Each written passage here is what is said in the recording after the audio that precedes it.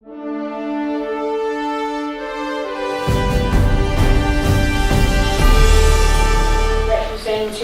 on the Lower Thames Crossing Task Force. Would you like to speak on this report? Thank you. Not so much about the report, but overall. I'm reminded of the saying, Nero fiddled while Rome burned. Having sat on the task force for more than a year, I think at times there's been some similarities to Thurrock Council's response to Highways England's proposals for a Lower Thames Crossing through our borough.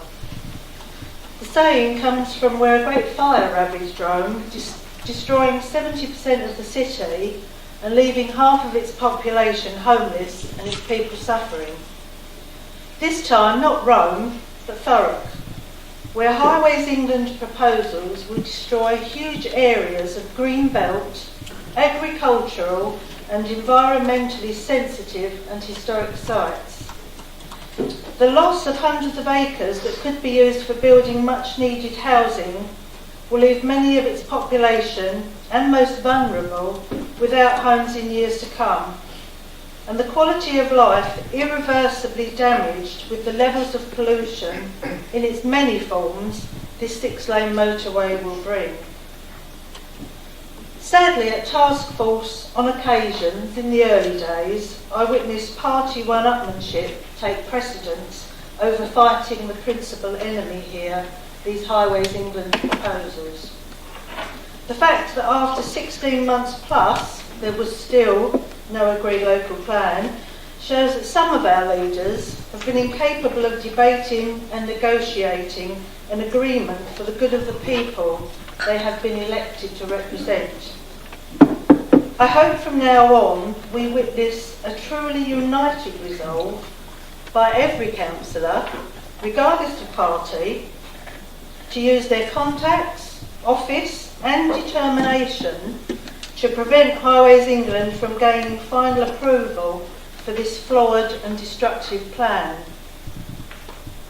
Nero is historically remembered as an ineffectual leader in a time of great crisis.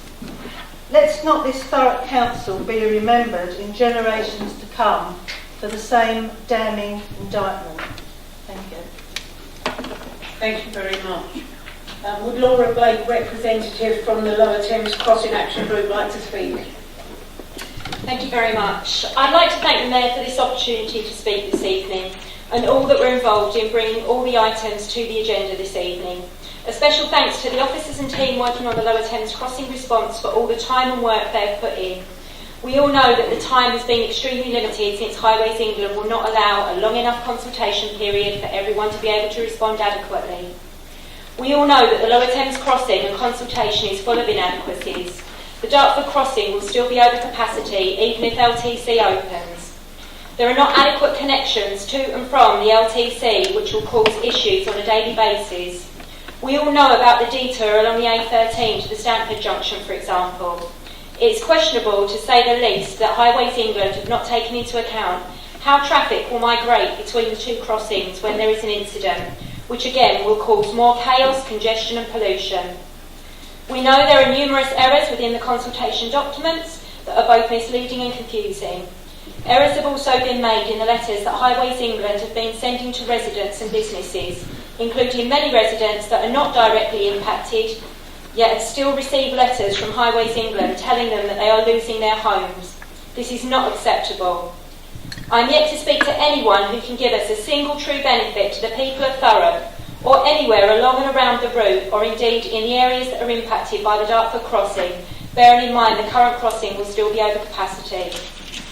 We know that the £6.8 billion plus cost that will now purely be down to taxpayers, but what about the additional cost to our lives, health, homes, communities, greenbelt, farmland, forests, etc.? The cost to everyone's physical and mental health and well-being. We deserve better, and that is what we must demand.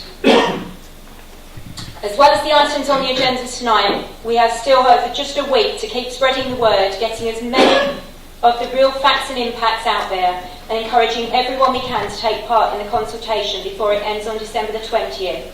Please do all you can to keep spreading the word. Every single response counts. I know all 49 of you stand together in your opposition to the Lower Thames Crossing, and we hope that this continues to be the case for this and everything that strengthens and supports the case against the proposed Lower Thames Crossing, as it is critically important to each and every person in Thurrock and along the entire Lower Thames Crossing route that our concerns are heard and action is taken to ensure the best possible outcome for us and future generations. Together we are stronger.